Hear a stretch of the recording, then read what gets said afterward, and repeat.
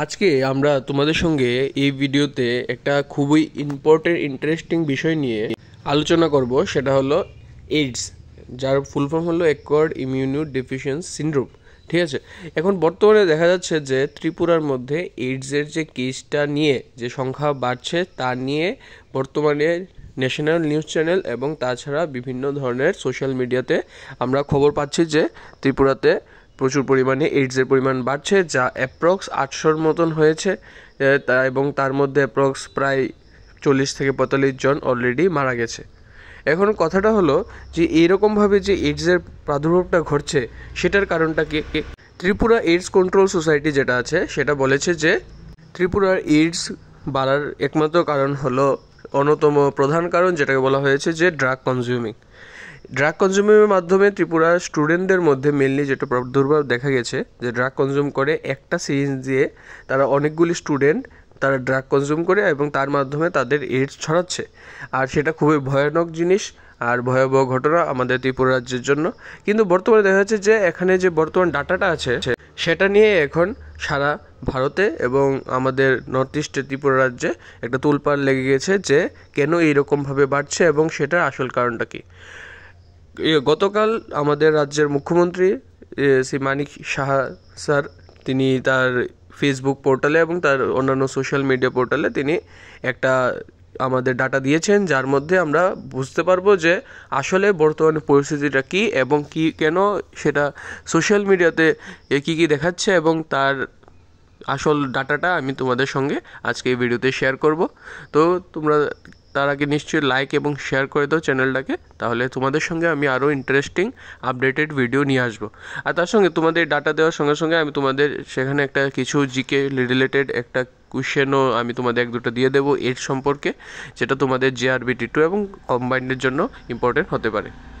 আগে দেখে নিয়ে সিএম স্যার কী বলেছেন। তিনি বলেছেন যে the government of Tripura has been taking various measures to prevent the spread of HIV or AIDS in the state. It has come to our notice that some recent media reports have led to misgivings on the number of infected persons and fatalities. এর মানে বলছে যে ত্রিপুরা সরকার অনেক চেষ্টা করছে কীভাবে এইজটাকে control করা যায়, আর তাছাড়া এখানে দেখা যাচ্ছে যে কিছু মিডিয়া রিপোর্টস আছে যেটার ভ্রান্ত ভুল আমাদের ডাটা সেটাকে দেখাচ্ছে। It has been clarified by the department concerned that a total of 828 people in Tripura have tested HIV positive and 47 have lost lives over a period of 17 years from April 2007 to May 2024. এর মানে এখানে যে ডাটাটা দেখা যাচ্ছে প্রত্যেক social মিডিয়াতে যে 828 জন ত্রিপুরারবাসীর মধ্যে স্টুডেন্টরা যারা আছে 828 জন HIV পজিটিভ হয়েছে এবং 47 জন মারা গেছে, সেটা 1-2 বছরে হয়নি, সেটা হয়েছে টোটাল 17 বছরের মাধ্যমে। সেটা 2007 থেকে শুরু করে 2024-এর টোটাল ডাটা এখানে দেওয়া হয়েছে। ডাটাটা এখানে দেওয়া হয়েছে, তোমরা দেখে নিতে পারো যে কিভাবে 17 বছরে কিভাবে এইডসের পরিমাণ বেড়েছে। এখানে যেটা খুবই শোচনীয় জিনিস এবং চিন্তার বিষয় যে বিগত 5 বছরে দেখতে গেলে এইডসের পরিমাণ মাত্রাতিরিক্তভাবে বেড়েছে। এখানে যদি তোমরা 2017-18 থেকে শুরু করে তোমরা যদি 2024-25 পর্যন্ত তোমরা দেখো, তাহলে দেখবে যে এইডসের যে আক্রান্তর পরিমাণ দ্রুত গতিতে বাড়ছে, যার মধ্যে রিসেন্টলি 2019-20 থেকে 2024-25 পর্যন্ত তা আরও বেশি বেড়েছে। যেটা দেখা যাচ্ছে যে মৃতের সংখ্যাও 2019-20-এ ডাবল ডিজিট ক্রস করেছিল, সেটা হলো 11 জন ছিল, এবং টোটাল বর্তমানে যেটা আছে 828 জন আক্রান্ত এবং 47 জন মারা গেছে তাদের মধ্যে। তো যেটা ট্রিপল ডিজিটে এফেক্টেড হয়েছে 2021 সাল থেকে 2024 সাল পর্যন্ত। এখন 2024-25-এ 17 জনের অলরেডি আইডেন্টিফাই হয়েছে যে এইডস পজিটিভ।